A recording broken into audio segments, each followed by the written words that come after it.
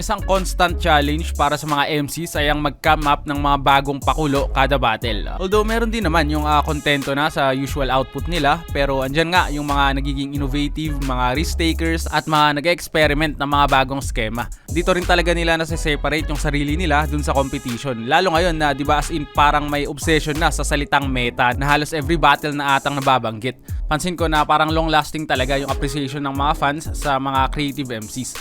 Throughout the years ay madami na tayong iba't ibang variations na napanood kung paano bumara, di ba? Pero nakaka-amaze pa rin na hanggang ngayon ay may napapanood pa rin tayong bago. Ito nga ang content natin, ang mga creative and unique schemes ngayong 2024. Halos every battle ay nakakarinig naman tayo ng creative bar, no? Like yung linya ni Carlito. Gusto mong manalo? Di porke gusto mo, makukuha mo! Di bale. Kung ayaw mong matalo, hindi porke ayaw mo, hindi na mangyayari. Sobrang poetic and creative nung pagkakasulat nun. Isa sa pinakamadiin na bara ngayong taon. Pero para sa content ngayon, yung emphasis natin dito ay yung schemes or yung talagang alam mong engineered yung pagkakatahe para sa isang payoff. Tulad lamang nung ginawang mind games ni Unico sa round 1 niya laban kay Saint Ice. Dito, hinayaan na lang niyang mamili si Saint Ice kung sino ang mauna. Hindi na siya nakipag-coin toss. Then nung latter part ng kanyang round 1 ay nalaman natin kung bakit niya ginawa yun. Sobrang unexpected nun and ang witty ng naisip niyang paraan para angguluhan yung 2x2 history ni Ice Rocks. Hindi na sila nag-coin toss. Pinili ni Unico na si Saint Ice yung mamili kung sino mauuna. Pinili niya si Unico. Tigdo lang 1 minuto dapat. Pakinggan natin. Zoning 17. Unang banat. Unico. Hanggang ngayon yung toss coin, sa isip niya nakamarka. Bago ko ibuga tong mga baon ko na poison, gusto ko lang maniguradong walang huradong magko-coin toss. PTSD. Kala ko ba rich kid ka? Ba't iniiyakan mo yung barya? Kaya nga ako napansin nyo, di ko na pinatoss coin kanina para di na rin nag-iingay ito. Patunay na wala. Yay! Kaya nga di ko na pinatoss coin kanina para di na rin nag-iingay ito. Patunay na wala akong pakialam sa barya o lagi binibigay ko. Oy! Bago tumatigok, panoorin yung ipapalabas kong video dyan sa LED wall sa likod. Game! Rick, yung sinabi ko.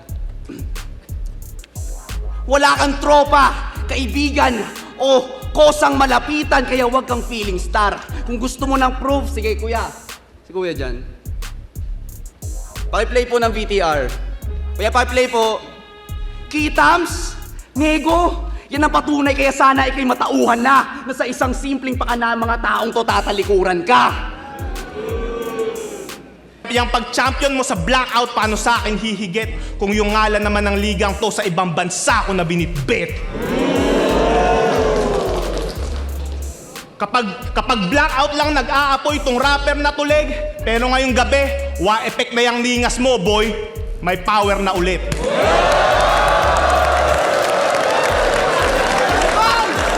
Sa Olonga po, tinalo to ni Jonas sa sariling liga niya. Tinalo to ni Jonas sa sariling liga niya. Tinalo to ni Jonas sa sariling liga niya. May kakampi pa yan na hindi wak. Kung may kakampi pa yan na hindi wak, pues kung nandito na si Pibus, ang bagong meaning ng PSP, may punggok sa flip-top. Pero, ang punggok sa flip-top. Oops, bago natin ituloy ang clip, spoiler lang, fake choke ang ginawa ni Don Rafael dito. Di ba ngayon hindi na bago ang fake choke sa mga battles? Sa sobrang ang daming gumagamit nito ay parang nabawasan na rin ng impact yung mga gantong pakagat. Kasi hindi na siya bago wala na yung dating surprise factor nito. Kaya madalang na lang mapagana tong skema ngayon. Pero naging unique ang ginawa ni Don Rafael dito kasi hindi niya agad reveal yung laro. Nag-proceed agad siya sa next bar at hinayaan niya munang mag-sink in sa tao yung stutters niya. Kaya naging impactful yung payoff na saktong sa ender niya pa na ipwesto. Matutulala to sa sulat ko! Tipong yung hindi niya paggalaw dulot pa din ng stroke. Kapatid na Arlene! Kahit hanggang leeg ka lang, di ako dito macho-choke. Oo, kasi yung hindi macho-choke. Kasi yung choke at status ko sa Phoebus Angle, yan ay mga peke na slip up. Patunay lang na hindi ako komportable paglaruan yung PSP. Dito ako nababagay sa flip top! Takina! Dito sa battle ni na Deadline at Mimak, may ginawa si Deadline na gimmick. Sa round niya, meron kasi siyang gun bar na scheme and literally may pasabog siya sa huli. Siguro masyadong na-exaggerate lang yung execution niya dito, kaya parang naging comedic yung dating sa tao eh. Pero ako personally, nagustuhan ko yung idea niya na to. Sayang sana mas na-present niya pa ng maayos. Ito, panoorin natin. Akala mo tapos na? Pagkatapos sa bala ko matusta ako'y may nakatagong last move pa, atras konti. Hulaan mo kung saan papunta. Kaya Mimak Teka lang, di ako natumba. Kailangan ko lang ng magandang posisyon para sa basuka.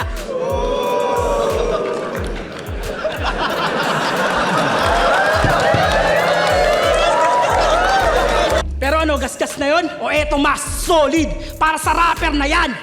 Gas! Mas solid! Magmamatter na yan.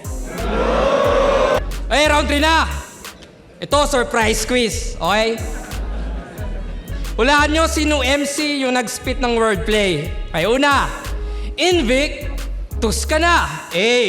Abra, 2018. Balita ko, si Arik, ayaw ka daw ka-jutes ng kasabayan kasi bukod sa hindi ka Invic, meron ka pang tus sa pangalan. Or B.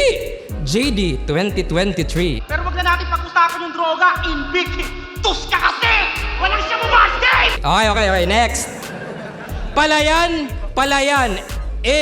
Tipsy D, 2016. Or Ginalingan ko sa karir ng ating labanan ay maikasa. Sa huli, aanihin ko din palayan na parang magsasaka. Or B. JD, 2023. Ay. Yung katawan niya, ilalagay ko sa tabi ng kanyang asawa. Total mamamatay na bala yan, tataniman ko siya ng bala. Next. Solid gas magmamatter. A. Antonym, 2021.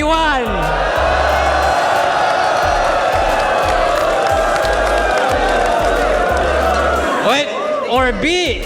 JD, 2024. Wala.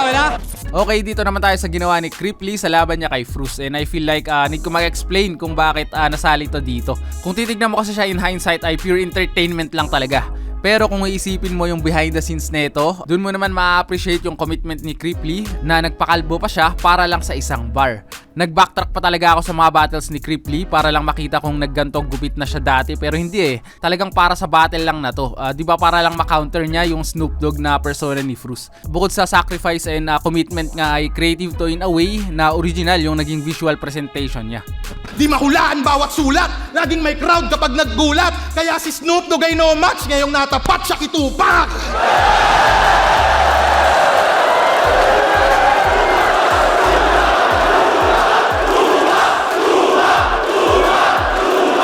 First off, fuck you bitch in the clique you claim. Tatlong wife, what a life. Ba't ako magko-complain?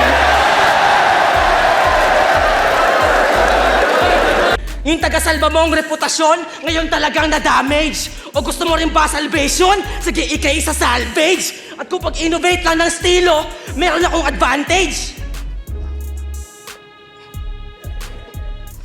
Bagong style, flip-top sign language. Yeah! Kasi yung wordplay mo kay Harlem na Medusa, di ba galing yun sa kanta ng Tanya Markova? O hindi. Ba't gumingiwit na mumutla? Binanggit lang yung Tanya Markova, namumuti na yung muka. Oh! Check nyo muna sa YouTube Medusa para you know how it goes. O ba't di maninigas isa Medusa na expose? Tanggal busal sa bibig. Tama na par. Kakilabot ang eko. Pwes tanggapin mo still bar. Pati pag beat na sa tempo, katapusan mo na BR. Di ko tinatawag ang name mo, yun ay BR. Makina na chase mo! Lulumpasay ngayon tatat na ng pukol. Alay para sa mga di naniniwalang mapagtatagumpay ang uwang gabing to. Lahat yung tatanggapin ko. Baka nakakalimutan nyo. Lahat ginulat ni Poseidon nung binuhat yung mundo. Dito ang in-anticipate ni Slack One ay tatawanan ang bait niya na to. Kasi intentional yung maling reference dito na instead of Atlas ay Poseidon nga yung ginamit niya. Parang nailang pa si Slack One dito kasi nag-oo yung crowd eh. Nag-adlib na lang siya ng onti and still napagana niya pa rin yung gusto niyang puntuhin. Na yun nga yung ginawa niyang setup na na-connect niya sa Atlas ng Mobile Legends to justify yung ganung reaction ng crowd. Di ko tuloy ma-imagine kung paano niya to pre-practice mag-isa, di ba? Kasi kailangan mo ng crowd para ma-execute to eh. Kaya sugal din talaga siya. Ang galing ng scheme ni Slack One dito. Kanya kayo kabayas. Naturingan taga Manila pa man din. Ganito ang Pinoy eh. Sa dami ko ng tama na pinakawalan puta yung mali pa yung pinansin. Kinang ina! Kinang ina! Putang ina! Pero okay lang! Okay lang! Kasi sinadya ko lang yung tol. At alam ko rin na mga Atlas yun, hindi ko lang in-route control! Putang ina mo! Hanggang dyan na lamang ang video natin guys. Kung nagustuhan nyo yun, like and subscribe lang para ma-notify agad kayo pag nailabas na ang part 2. Next time ulit, peace!